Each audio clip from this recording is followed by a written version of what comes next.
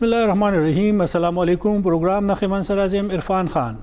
और ज़ैम मोहम्मद फ़हीम।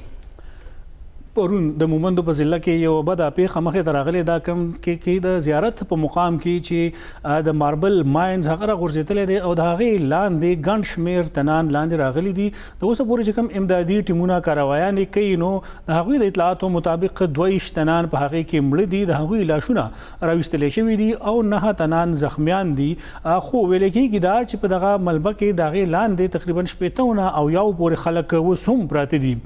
د ریسکیو او نور امدادي ټیمونه د هغې مشینري په دې خله باندې لګیا ده چې کم لاندې تنان دي هغه راوباسي. په دغه کانکون کې دغه غرونو کې چې کم خلک کار کوي د هغې دپاره صوبایي حکومت د یو قانون سازي فیصله هم کړې وه، د هغې دپاره باقاعده د معاوضې اعلان هم کړی و. او آیا په دغه خله باندې به خبرې کوو چې صوبایي حکومت دغه په غرونو کې کار کوونکي د کویلې په دغه غرونو کې کار کوونکي مزدورانو ته څه قسمه معاوضه ورکوي او هغې ته څه قسمه تحفظ به فراهم کوي. فهم صاحب یو ډېر افسوسناکه پیښه مخې ته راغلې ده. د پرون نه چې کوم اطلاعات مخې ته رالل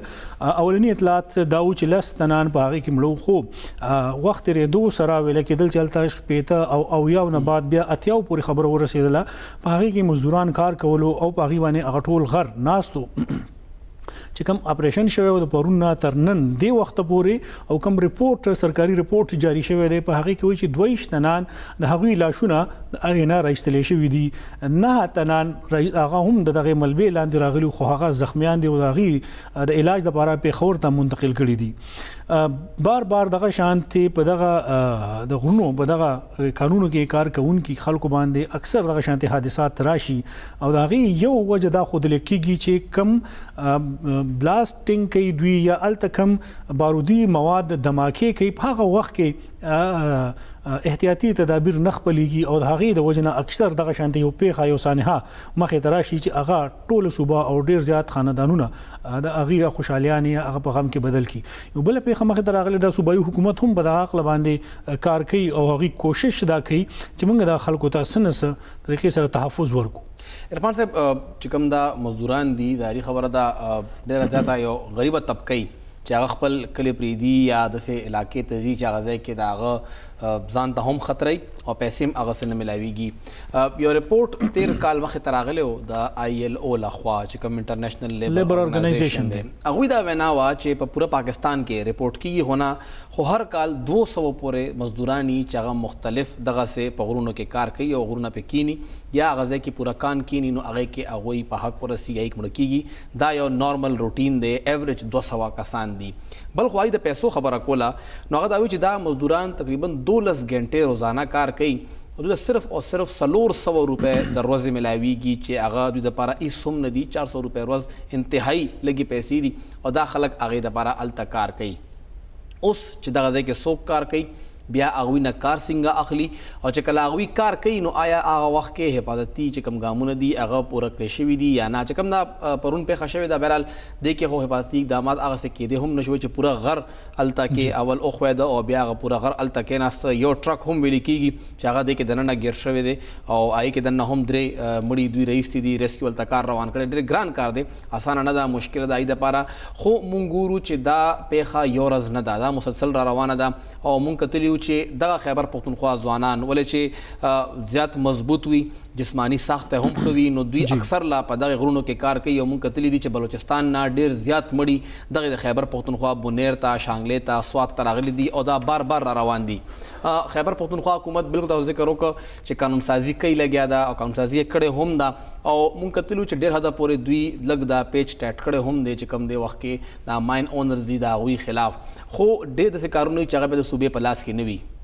که بلوچستان کې پیښه کېږي نو بیا هغه د صوبایي حکومت ذموار دی، خو مزدور زمونږ دی هغه هلته تللی دی نو مونږ ته بیا د مونږ څه ذمواري راځي دی نه مونږ نه یو خبر چې یو کس دې خوا نه هلته ځي او هغه هلته بیا داسې یو پیښه کې هلته مړ کېږي نو بیا مونږ هغې دپاره څومره سټینډ اخیستی شو. خو د هغې د صوبایي حکومت سره سره مونږ ګورو چې څومره زمونږ دې وخت کې یو وفاقي حکومت کردار دی هغه ډېر وخت کې ډېر زیات ضروري دی. ولې چې دغه چې کوم ILO رپورټ راځي یا UN خبره کوي نو هغه وفاق سره خبره کوي، صوبې سره خبره نه کوي، دا کار وفاق سره وي او چې کوم دا کسان هغه ځای کې مړه کیږي ډېر لرې به نه ځو دغه پیښور سره خواږه تاسو کتلي دي مومندو او بیا دې خواته چې کوم د کویلې دا غرونه دي که مونږ د رادم خیل سایډ ته لاړ شو نو هغه ځای کې هم دا یو ډېر معمول دی چې بالکل پوره هغه کویلې چې کم کان یا پکین یا خلک دننه ګیر شي سا دننه نشي اغوستی دغه چې کومه پرونی پیښه مخې ته راغلې ده او هغې کې چې کوم نن امدادي کاروایانې روانه وي نو دغه دوران کې وایي دا چې 3 ځله لینډ سلایډینګ وشو یعنې ټیمونه روان دي د هغې باوجود نور لینډ سلایډینګ کیږي نو دا احتیاطي تدابیر چې موږ کوم یادو یا په کار چې د هغې لپاره کوم ګامونه خپل شي یا دغه څیزونه حکومت د قانون په دایره کې راولي یا چې کوم دغه مالکان دي کوم د هغې ټیکې اخلي او هغې د قانون په گرفت کې راولي نو یقینا د حکومت یو ښه د ستاینې وړ دی چې هغه په دې شیزونو باندې د خلک پابند کړي د دې خبرې کافي حده پورې شوی هم دی په خبره کافي حده پورې په هغې کې کار هم شوی دی چې کوم دغه ریپورټ مخې ته موږ ته راځي نو په هغې کې ویل کېږي چې زموږ د خیبر پښتونخوا د شانګلې سره تعلق لرونکي زیات خلک هغه د کویلې په دغه قانونو کې کار کوي او ګڼ شمېر خلک د هغې د وجې نه د هغې دغه ځای نه مرګ واقع کېږي بلکې دا ویل کېږي چې داسې میاشت نه تېره چې هلته 4 15 او 10 پورې خلک نه راوړلی کېږي یعنې که په خیبر ضلع کې تاسو ذکر وکړو که هلته واقعه مخې ته راغلې وه هغې کې هم 4 15 شپږ تنان د شانګلي وو که د بلوچستان په غرونو کې دغه شانتې حادثه پیښه مخې ته راځي نو هغې کې هم زیات تعلق خلک بیا د شانګلي وي چې کله وجوهات هم تپوس وکړی شو چې د شانګلي دا خلک ولې په دې کې زیات دي نو دغه ویلی شو چې چونکې دغه خلک مزدورۍ لپاره بهر ځي د دې کار ډېر زیات سخت دی خو هغه خلک چونکې کور پرېښودی خپل بچي پرېښودي او ډېر لرې تلي په مزدورۍ پسې نو هغوی هغه سخت کار ته غاړه ورکړي یا هغه سخت کار ته تیار وي او دا وایي چې که د 1500 په ځای باندې 1500 روپۍ موږ ته د ورځې مزدوري میلاو شي نور به هم ښه وي خو په دې کې احتیاطي خبره کوي لګي چې دغه لینډ سلایډینګ کیږي یا د غر کینی او خیر چې کم کسان تر مړو شو مخې ته رال خو دغه ځوانان ډېر په کم ایج کې ډېر خطرناک بیماریانو سره هم مخ شي هغوی سا بیماري هم شروع شي د هغوی د ګردو بیماري هم شروع شي د پھیپړو بیماري هم دی شروع کی دغه غار کې دننه کار کول دومره اسان نه څومره چې بار نه ښکاري چې کم کس دننه تلي هغه ته پته را مونږ کتلي زموږ ډېر ملګري دي چې هغوی تلي دي ریپورټینګ دپاره او چې کله هغوی غار کې دننه ځي لږ دننه لاړ شي نو بیا دننه هغوی ساه نه شي اخیستی بالکل ساه ته مسله راځي او دا کسان یې کې دننه بالکل په 100 میټر دننه تلي او یې کې دننه هغوی کار کوي پهله خبره دا ده چې مونږ آیا دا ټیکې ټیک ورکړي دي یا نه مونږه مسلسل لګیایو چې کوم قدرت یو بیلنس جوړ کړی دی هغه خرابو لګیایو مونږه بجری د پاره روزانه یو نه یو ځای کې مونږ غر شروع کړي غر کټای کو لګیایو مسلسل روان دي چې کله غر کټای کیږي نو یو ډسبیلنس جوړیږي لګیا دی په دې وخت کې په مونږه پورا ماحول کې او بیا دغه نقصان هم دغه مخ ته راځي چې وی غر او خو د غر کې ناست پورا کان کې ناست نو څنګه کې ناست چې هغه بیلنس پاتې نشو دغه ور مونږه غواړو چې کوم حکومت کوم قانون راوړي په هغه کې د ټولو سيزونو احاطه شوی دی یعنی هغه کې دا هم شوی دا چې تاسو کوم د لیز ورکوي د کوم ټیکا کوي دا ټیک طریقې سره دا کنه دا بیا چې التکم کار شروع کیږي د هغه نه مخکې بعد هغه سیز جایزه غستل کیږي دا هغه د هغه ځای چې آیا په دې کې څومره مخکې تللو پورې مونږ ته گنجائش شته آیا که مونږه د غر یخت لاړ شو تاسو کوم خبره کوي چې 100 کیلومترو پورې خلک مخکې لاړ شي او په هغه باندې غر کینی د دې ټولو خبرو په دغه کې احاطه شوی دا چې آیا څومره پورې دا غر یا د غونډې دا ریسکی دا خطرناک دا او یو حد نه زیات مونږه دې کې بیا نور کودای نشو کولای په دې کې نور مونږه مخکې نشوتلې چې کوم احتیاطي تدابیر دي د هغې په هکله باندې هم حکومت یو جامع قانون مخې ته راوړی دی دا وخت کې موږ سره صوبایي وزیر مهنت شوکت یوسفزی صاحب ټلیفون د لارې شریک دی د هغې نه به هم د حکومتي اقداماتو په حوالې سره رای واخلو شوکت صاحب تاسو ته پروګرام کې هر کله وایو جی مهرباني شوکت صاحب ډېر افسوسناکه یو بده پیښه بیا مخې ته راغلې ده په مومندو کې حکومت په دغه عقله باندې قانون سازي کوي د معاوضې دپاره تاسو بلوچستان حکومت سره هم رابطې کړې وې د شانګلې ډېر زیات خلک په دغه کې د هغې د وجې نه د هغې مرګ واقع کېږي قانون سازي هغه عمل کوم ځای ته ورسېدو ګوره چې دې کې زموږ د راتلو نه مخکې چونکې دې کې ډېر زیات قانوني پیچیدګیانې دي هغه قانوني پیچیدګیانو ختمول لپاره مشکور یم د وزیر اعلی محمود خان چې هغې بیا کمیټي جوړه کړه هغه کمیټۍ خپل سفارشات کړي دي او هغې کې موږ ډېر څیزونه داسې کړي دي چې هغه انشاءالله تعالی یو خدا چې سیف مایننګ او بل دا چې د ورکرانو تحفظ د ورکرانو چې کوم حق ته چې د لیبر هغې شمار کړی شي هغه د لیبر لاز انډر کې دی راشي جی نو دا ټول څیزونه دي دا ان شاء الله تعالی وزیر اعلی محمود خان صاحب ته موږ خپل سمري لیګل لا خو سفارشات ورکړي دي هغه اپروول ورکړي هغه نه پس ان شاء الله بیا په کابینټ ته راشي او بیا به اسمبلی ته دا ایک به جوړ شي. قانون سازي ډېر لازمي ده ځکه چې کوم مایننګ کیږي دا فرسوده طریقه کار دی. پوره دنیا کې سیف مایننګ یو کنسپټ او سیف مایننګ ساينټیفیک طریقې سره کیږي. د څه خو تاسو وګورئ دا چې کوم بلاسټینګ کی کوم د دې سره خو دا چې کوم میټیریل نظام ځای کی جی بالکل نو دا یې ښه طریقه دا ده چې سیف مایننګ چې دی هغه ساينټیفیک طریقه کې دی چې هغه باندې ان شاء الله موږ کوشش کوو چې هغه تر ځلار ځکه چې زیات تر علاقه چې دا هغه فاټه سره و مخکې چې دې سره نو لہذا اوس ټول هغه ایریا چې دا مرج ایریا شامل شو هغه صوبه کې شامل شو. نو دا یو چیلنج دی چې یاره څونه ضرب دا وکړي شي کنه کې نو خلک بیروزګار کیږي خلک دا کیږي نو دې سره سره زمایت سره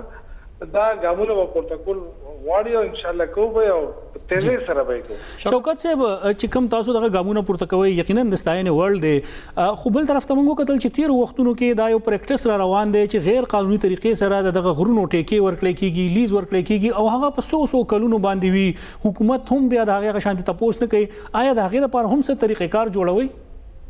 ور اوس خو ډېر شفاف طریقه جوړه شوې ده فرض کا د مرج ایریا نه او د باقی ایریا د لپاره خدا د چا درخواست ورک مخکې جی هغه تولیز ملاویږي مخکې خدا چې په سفارش پکې د دا پاګو بارګینینګ کې د اوس خو هیڅ قسمه بارګینینګ نشي کېدای. شفاف طریقه ده چې مخکې اپلیکیشن ورکو په کوم لیز باندې هغه ته واغ لیز ملاویږي. نو د فاټا چې کوم دغه د مرج کې دوه سره دا یو ډیسیژن شو چې دی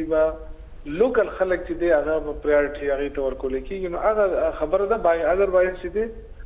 زړو کې چې دی خو ډېر زیات کینسل شوی دی هغه لړې چې کوم صحیح روان دي هغه جاری دي. په بهر حال دا تاسو پته چې سملې کې دا پرون یو کوېسچن راغله او آی کې ډاکټر امجد صاحب چې دی هغه ایکس منسټر د منرل ماینز هغه خپل دا وی چې د انویسټیګیشن وکړي او دا چې دی دا کمیټې ته ورکړي. نو لکه یو منسټر په خپل وی چې کمیټې ته ورکړي نو موږ خدا غواړو چې شفافیت راشي ترته دغه وی څه ایشو وی چې هغه ایشو موږ ریزالو کړو ځکه چې کرپشن د لپاره زیرو ټالرنس دی. نو پکار ده چې دا د څه سټریم لاین شي چې زموږ په دور کې ونه شو نو بیا په ډیره مشکلات دي موږ سره دومره شوکت تاسو خپل لیبر منسٹر هم یې زبر تاسو د لیبر حواله سره وکما ته چې کوم خبره کوي سفارشات تلی دي د کې د لیبر د لپاره مینیمم ویج ولې چې موږ ګورو سرکاري ویج چې کم دی هغه سه نه ملاويږي په دغه ماینز کې چې کم خلک کار کوي هغه د لپاره بسنګ امپلیمنټیشن کیږي او بل دا غوي صحت ولې چې هغه ډیر زر بیماران شي د سا او د مې مسلې هم هغه ترازی نو د حواله سره هم تحفظ شته پکې دا د لپاره کمیټي جوړه شوې ځکه چې دا خو ګوره د تاسو پته لیبر ډپارټمنټ د کله نه جوړ دی جی او یا د ماینز ډپارټمنټ د کله نه جوړ دی او دې ته چا پام کړي نو د کله چې ماته په بدقسمتي دا و چې ماته په فروری کې چې کله ملاو شو نو دا کووډ 19 شروع شو. جی بالکل جی هغه شانتي هغه پرفارمنس زموږ رانه ده چې کم پکارو زموږ په 3 میاشتو کې خو بهر هغه مجبوري و او چې کله زما سټډي کړو دا سيزونه مې وکتل او خپل پکې انوال شوم نو ماته پته ولګی چې دا وایډ ډپارټمنټ دی منرل چې دی کې د لیبر ډپارټمنټ پکې هیڅ قسم عمل دخل نشته. ها دا عمل دخل لري چې الته سړی مرشي نو پیمنٹ به لیبر ډپارټمنټ کوي یعنی دا یو پلانټي په تور باندې دا ډپارټمنټ به چې لیبر په پیمنٹ کې نور د لیبر ډپارټمنټ الته کې د دې څه کار نشته چې آیا د مزدور الته حالت کار څه دي جی جی آیا مزدور الته ویجز څه دي د دې سره به د لیبر ډپارټمنټ کار دی. نو ډیر داسې خلک چې زما خو چې زیات تر 70% علاقه چې د شانګلي هغه مزدور کویلې کان کې کار کوي اوس پورې هغه ته دا پته نشته هغه خدای د لیبر منسټر دا وګوره موږ سره راغلی نه کوي. نو زه چې کله راغلم خدای گواه دي چې ما پورا زور لګولې ده ځکه چې او دا د دوه ډپارټمنټ دغه دې موږ خو ته دا نه نو ما چې کوم زنن تله مومندو ماربل دغه چې کوم دغه شوی دی هغه ته خپل تله ما تاسو ما دا ویډیو زوم را لګلې جی جی زه خپل تله ما واغه دغه چې کوم د منرل ډپارټمنټ چې کوم ډي جی سیبو نه هغه ته ما وی چې ور دي کې تاسو ته د ایکسس ورکې تاسو لیبر ډپارټمنټ دا نو لکه موږ تاسو نه صدر د لیز دغه خو نه لږ چې دا لیز چې دا مونږ تراکه اختیار یا د لیز کینسلولو اختیار مونږ تراکه مونږ خو دا ویو چې کوم لیز اونر چې د لیبر قوانینو باندې عمل درآمد نه کوي هغه ته اجازه مو ورکوي زموږ دونه مسله ده او چې کوم الته کار کوي خلک څنګه چې تاسو وی واقعي خبره ده چې خلک ډېر زر بیماران کیږي ډېر زیات مشکلات یې هغه ته نو شوکت صاحب ډېر غټ چیلنج به وي دا هم پوره یو مافیا ده نه مافیا ته خو چونکې دی وخت کې منسټر هم ډېر خسړې دی هغه دغه د داسې چونکې اوس دی وخت کې رائے جوړه ده ټول خلک دا وایي چې به دا اخر سره روان دي جی بالکل د دې وسوک ما خو سیم سپتا خپل سفارشات کې دا ویلي دي ریکوست هم کړی دی دا خلک روزانه مري ګوره روزانه یو کان رغړی او آی کې خلک مري نو دا موږ دې ته ګورو داسې پکار ته چې لیبر ډپارټمنټ لاړ شي هغه حوالات ګوري تاسو ته دغه در کې چې به دا ماین چې دا چلې دوه دا نه دي جی پکار ته چې لیز اونر 2 کروڑونو روپے ګټي هغه ولې فیسیلیټیز نه ورګي هغه ولې چې نو غلط طریقې سره ماینز کوي چاہے کہ خلکو د جون خطر ده دا نن چې دا 21 کسان مړ شو بلکې د رسالو په دلاوسم لاپته دی التا بالکل او جی دا خلک اکثر د دې دومره فیملیز دا افیکټ شو مونږ هغه ته زبر سو کم زیات لیبر ډپارټمنټ باغی ته کمپنسیشن ورکړي نو په کمپنسیشن د چا چې بچي مړ دي د چا رور مړ دي هغه په کمپنسیشن باندې سو جی نو زم دغه نن وزیر اعلی محمود خان ته نن ډېر ټیک ټاک طریقې سره موږ ته وی چې تاسو لاړ شئ دا وګورئ زخپل لاړم ولا او ما چې کوم جایزه واغستانو د دې تقاضا ده چې مونږ دا چې کوم قوانين کې امپلیمنټ لازمي پکار دي او زه په ټول خپل ملګرو ته دا ریکوست کوم چې دی باندې عمل درآمد دیو شي ځکه چې دا دینه بغیر اوس مایننګ ډیر زیات شوی دی جی او اوس تاسو وګورئ په دې صوبه کې ډیر زیات مایننګ شروع دی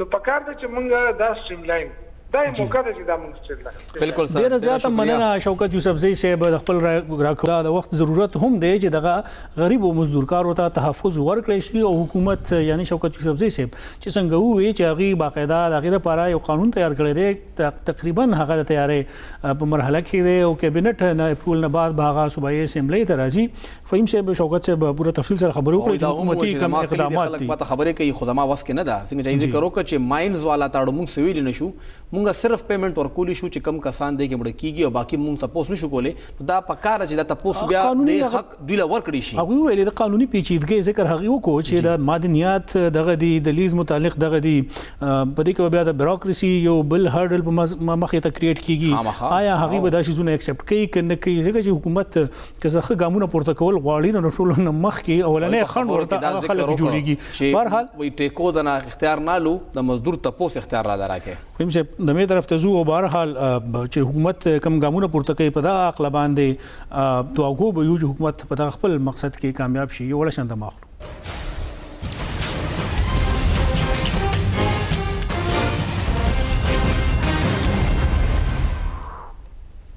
تاسو پروګرام کې یو ځل بیا هر کله وایو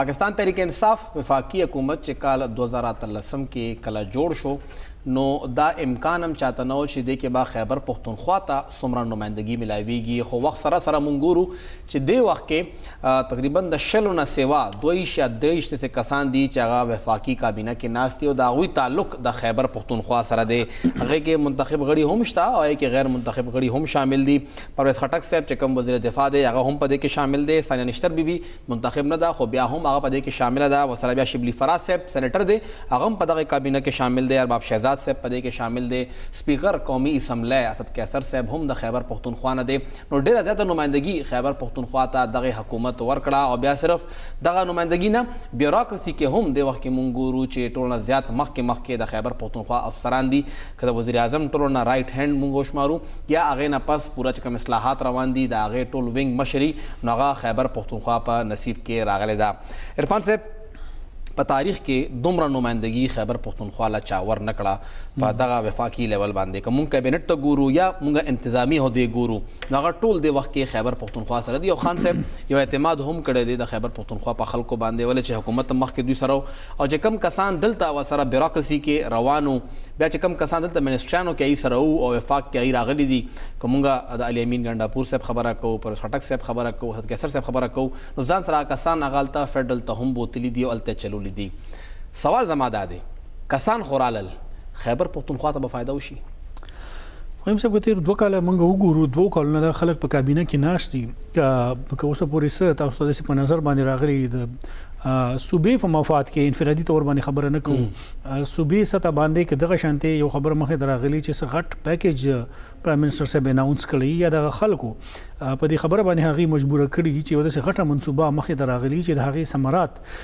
بیا د صوبې ته د راتلونکو وخت کې د آمدن په صورت کې ملاويږي نو ما په خیال اوس پورې هغه شانتي سندي شوی علاوه یو د سی پیک روټ کوم خبره چې کیږي د سوات او بیا د چکتري یا د کومراټ ترمنځ او بیا په هغه باندې لګ اختلافات هم شروع شو خانه ایکسپریس وې خبرم شوه هغه هم شوی دا خو هغه کې آیا دا قتل پکار دي چې کم زمونږ وفاقي ترقیاتی بجټ ته په هغه کې د منصوبې د پارسونه پیسې خودلې شوې دي اصل خبره اصل منصوبه هغه دا چې هغه زبانی نه هغه کاغذونه کې خو تاسو ولیکئ خو کاغذونو کې لیکلو سره سره تاسو هغه ته پیسې سومري خو دي او بیا هغه منصوبه ته جاری کړي هم سومري دي کوم مثال خبره دی 1 ارب روپو منصوبه ده هغه تاسو لاګت لګولې او هغه کې تاسو جاری کوي 1 کروڑ یا 10 کروڑ روپے په کال کې نو دې مطلب دا چې تاسو هغه طرف ته دلچسپي نه لري بهر په هغه باندې خبرې کوو خو دا وخت کې کم وفاقي کابینه چې دا وفاقي وزیران دي وزرای مملکت دي مشیران دي معاون خصوصي دي پارلیماني سیکریټریان دي د هغوی ټولو شمیره چې راټول کینو دا 15 اتیا تنان جوړیږي په ټول ملک کې په دې کې کومه د خیبر پختونخوا وګورو نو دا 21 کسان دي څوک وفاقي وزیران دي څوک وزیر مملکت دي څوک باقي معاون خصوصي دي څوک اډوایزر دي څوک پارلیماني سیکریټریان دي سپیکر صاحب اسد قیصر صاحب هغه دینه په علاوه د دوه نمبر دا ټول په دغه 2 کسانو کې شامل دي اره عہدې د پاره تاسو مو چې خیبر پختونخوا که په وفاق کې مونږ ګورو نو چې څومره اهم ترين وزارتونه دي په هغه باندې د خیبر پختونخوا خلک ناس 2 کال وشو یا یو نیم کال شو چې کله دا عمر ایوب صاحب ته اوبو د بجلی وزارت ورکړی شوی دی نو څه بهتري مونږ وکړه آیا د لوټینګ مسله وا دلته وزیر اعلی صاحب هغه راو غختل کېناستل د پیښور ټول امپیز هغه سره کېناستو دغه روزانه سړکونه بندېدل تاسو قتل هغه حالات او ویلې شو هغه ته چې تاسو د بجلی د مسله د خیبر پختونخوا حل کړي ما په خیال هغه یو ورځ میټینګ نه بعد بیا هیڅ هم نه دي شوی دلچسپي څومره ده پولیس خټک صاحب تیر وزیر اعلی پاتې شوی د دفاع وزارت ته بهرحال څومره هغه زموږ د صوبې سره خونه د انټرنیشنل یو شو یا نه دفاع سره قوانین سره باندې بهرحال څنګه طریقې سره هغه خپل محکمې د خپل وزارت دفاع کوي هغه تاسو پته ده خو دا هغه نه علاوه چې کوم اډوایزرز دي یعنی کوم هزاره ایکسپریس وې افتتاح کېدا خو دا هغه نه علاوه چې کوم ارباب شهزاد صاحب یا پرنسپل سیکریټری اعظم خان صاحب او دا نور خلک په مهمو عہدو باندې ناس دي یعنی 2 تنان د ټول او دا اولنې ځل دی د وفاقي پارلیماني تاریخ کې چې په هغه کې خیبر پختونخوا نه دومره اکثریت سره هغوی ته نمائندګي ورکړل شوې ده دولت قادری صاحب د تاسو دا هم ویلې شي چې پرایم منسٹر عمران خان صاحب د دې صوبې په خلکو باندې یو خوش قسمتي زموږ د صوبې یا اعتماد دی چې هغه موږ ته دومره اهمیت راکړی دی دا زمونږ بدقسمتي ده چې هغه خلک بیا ډیلیور نه کی دا خلکو مسله دا زمونږ بدقسمتي ده چې د خلک خپل حلقو د لپاره ترقیاتي فند رانوړي کومه د مواصلاتو خبره کوو یو غټ وزارت دی په دې صوبې کې 2 کالو کې کم د مواصلاتو د منصوبې دا هغه موږ شروع کړی دی افتتاح کړی دی موږ څه کړی دي کوم خبره کوو ټول صوبې خبره وکړو سره سواد پورې کړی پروسه په لابرې ده شهزاد افریدي صاحب وګورئ د عمر ایوب صاحب خبره کوو هغه په دې دوران کې په یو کال کې څه تبدیلی د بجلی په نظام کې دلته راغلی کال کړو دای په هغه کې دنه چلتم بجلی نه و جی نو آیا دا سوال دا دی چې په خبر تاسو ګوره پارلیماني سیکریټریان دي تاسو په مختلفو هغه کې مراد خو هغه ټول اخلي گاډي خو هغه ټول دا حاصل دي ځان به خدای لورکه نو چې کم د 400 فیکټری و مستاسو ته یو همدغه وزارت هم په هغه باندې راځم چې کوم شهریار صاحب خبر وکړه او هغه دا وی چې موږ یو فیصله کړی دا د خیبر ضلع وادي تیرا چې د هغه اعلی کوالټي چرس هغه پیدا کوي پروډوس کوي هغه موږ ټولې دنیا ته سپلای کوو نو ضروری دی چې موږ دلته یو 400 فیکټری ولګو او د هغه نه بیا ټول خلک مستفید شي د سره خلکو ته روزګار ملي عمران خان سره خبرم کړی دا د سره خلکو ته روزګار ملاوي شي موږ لا په هغه بیانونو کې پراته و چې یو بل خبر مخه دراغه چې د بنګو یو فیکټری به هم مسلګي اخو جنگ کې دا په حال کې ارڅ کې چې لګي خو با آیا مونږ ته د 400 فیکټری په کار ده که مونږ ته تعلیمي ادارې په کار دي کومنګ ته بهترین انسټیټیوشنز پکار دي کومنګ ته ساينس اند ټیکنالوژي باندې فوکس کول پکار دي موږ د بنګو کارخانه هغه لګول پکار دي کومنګ د خپل ماشومان مستقبل محفوظ کو موږ د خلکو ته د ترقۍ په لور باندې دوی لپاره کارونه وکړو کومنګ په خپل صوبه کې د کم سیاحتي مقامات چي دي د لپاره چې کم سړکونه دی په هغه باندې دومره پیسې باندې لګي سونه چې چرس په فیکټري باندې تاسو لګوي یا د هغه په کاروبار باندې تاسو بیا لګوي آیا دغه ضروري نه چې خلکو ته په هر ضلع کې هغه ځکه سہولیات ورکړي شي بهرحال حکومت خپل یو پالیسی د خپل یو ویژن دی او هغه باندې روان دي کوي سوات نه یو ضلع سے سوات ضلع دا چاغین ډېر زیات منسټران دی وخت کې بهر دي رتګ راوتی دی وزیر اعلی هم دی دو صوبایي وزرا دي یو وفاقي وزیر دی بیا بل خو ته ما کته کوهاټ نه لکه خو نه صرف 3 ایم پی ای او یو ایم ان ای دی هغه ایم ان ای هم وفاقي کابینه کې دی دا غوي سېنیټر هم فدرل کابینټ کې ناشته دا غوي یو واحد پی ټی آی نشست نه ایم پی ای راغلو هغه هم په کابینټ کې ناشته نو کو دسه ضلعو ته هم فائدہ نه کیږي نو بیا پوره صوبې ته وسنګه فائدہ کیږي فهم زه تاسو که لګ غور وکي او د دې صوبې چې کوم منتخب د تحریک انصاف غړي او بیا دغه تحریک انصاف غړي چې هغه د صوبې د قومي اسمبلی نه منتخب دي یعنی د وخت کې هغه ناست په وفاقي کابینه کې تاسو ته ماشمېره یاد کړه 2 او بیا د صوبایي کابینه موږ خبره کوو چې د وخت کې د هغوی تعداد تقریبا 28 پورې جوړیږي دا ټول چې تاسو راټول کین دا 500 یو 500 250 زیاتیږي د خیبر پختونخوا 15 ضلع دي کوم قبایلی ضلع شامل کو په مشکل سره با ډېر په مشکل سره با یو ضلع 2 د سی وی چې هغه د یو وزیر نه محروم وي یا التجاته وزارت نه ملاو په هر ضلع کې یو 2 وزیران هر ضلع کې د هغه مشیران معاون خصوصي پارلماني سیکریټریان دا ټول خلک موجود دي دغه خلکو یا دغه د علاقې په دغه بدقسمتي وي چې په موجوده حکومت کې هم دغه علاقې د ترقۍ نه محروم پاتې شي کوم صرف د پیښور ذکر کو د پیښور ذکر کو بالکل صوبایي کابینه کې ناست دي تیمور جګړه صاحب اشتیاق قرمل صاحب کامران بنگش صاحب اهم محکمې دي دغه خلکو سره په 2 کالو کې پیښور کې سو شو تاسو هر څه په وړاندې دي کوم د پارلماني سیکریټریانو خبره کو نو ناصر موسازی صاحب شوکت صاحب دا په وفاقي کابینه کې ناست دي هغه نه علاوه ارباب شهزاد صاحب د هغه نه علاوه ثانیه نشتر بي هم تعلق د دې پیښور نه دي دغه شانت ګڼ شمیر خلک نو د ضلع نه د پاتې چې هغه کې په وفاقي کابینه کې یا په صوبایي کابینه کې د خلکو نمائندګي نه شاید خټک سره 2 کال بعد اغله التګي پورا یو سیټینګ کو د 2 کال تیر شو نور چې څومره وخت تیریږي د هغه نه بعد دغه خلک د خپل صوبې ته د وفاق نه سره وړي دا به 2 کال بعد پته لګي بهرحال هر یو کس سره سنا سوچته څنګه ما ذکر وکړ چې کرک سره سنو نو د پاره بیا کرک هنګو د کوهاټ خپل یو ډیولپمنٹ اتھارټي ټایپ جوړولا هغه مشریه شاید صاحب لور په خټک صاحب لا نو هغه ته هم سنا سملو شو هر ضلع ته نمائندګي شته خو د ضلع ته بیا هم سن ملاويږي نو بیا مونږ دا ګلنه شو کول چې وفاق مونږ له حق رانه ک مونږ د وفاق نه خپل حق وانه غشته یو وړه شند ماخلو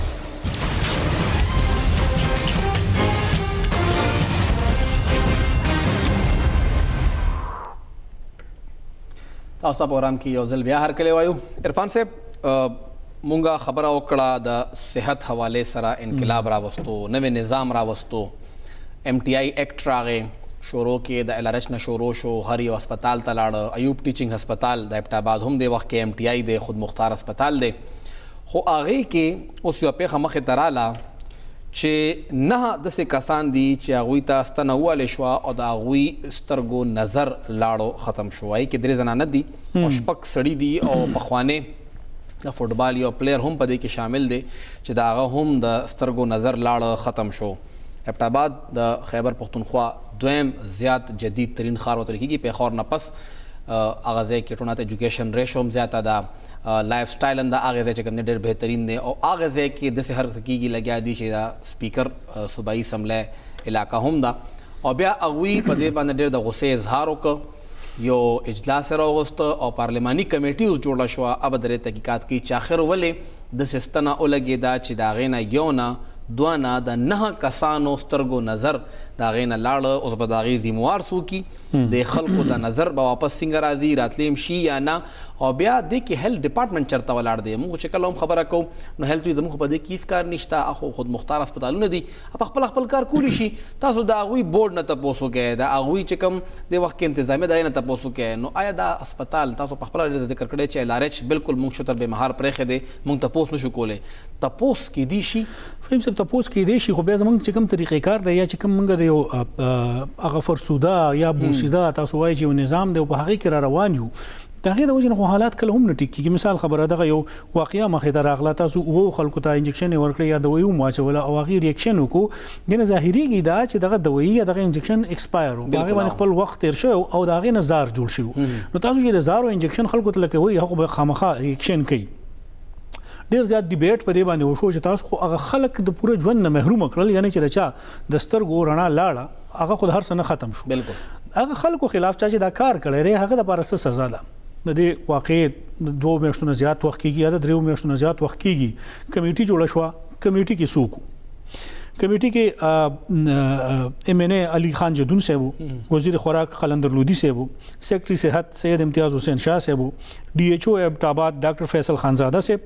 MD ډاکټر احسن اورنګزیب، ډایریکټر ایوب AMC ډاکټر ندیم اختر او MS ایوب میډیکل کمپلیکس د کمیټې ممبرانو. تاسو ماته وایي چې په کوم هسپتال کې د کوم ډاکټرانو د غفلت د وجې نه کوم واقعیا کوم پیښه مخې ته راغلې ده چې د هغې سره د خلکو ژوند لاړو، تاسو د هغه ډاکټرانو د هغه هسپتال ډاکټرانو باندې مشتمل یو کمیټي جوړه کړه او تاسو د هغې نه دا توقع ساتئ چې دا به موږ ته داسې ریپورټ راکړي چې دا به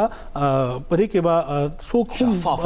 بچکی به څوک نه خپل چې دغه کم کولیګز دي کم مرګري دي هغه به د هغې خلاف مطلب موږ ته ټیک ټاک ریپورټ راکړي. دا ممکن نه دا سوال نه پیدا کیږي چې دا وکړي. نن چې کوم د سپیکر فهم صاحب 2-3 کسان تاسو ته مو چې هغه نه بهر یو MNA صاحب یو وزیر خوراک صاحب یو سیکرټری صحت او باقي د کمیټې زیات ممبران چې نو هغه د هسپتال سره د غوي تعلق او دغه هسپتال کې شوې دي. دویم خبره د اولنې اعتراض خو ډیر زیات په دغه کمیټې باندې وشو چې کوم کمیټې کې کوم ناس خلک دي ناغي په کارکردګۍ باندې د عدم اعتماد اظهار وشو چې دا خبره ټیک نه ده.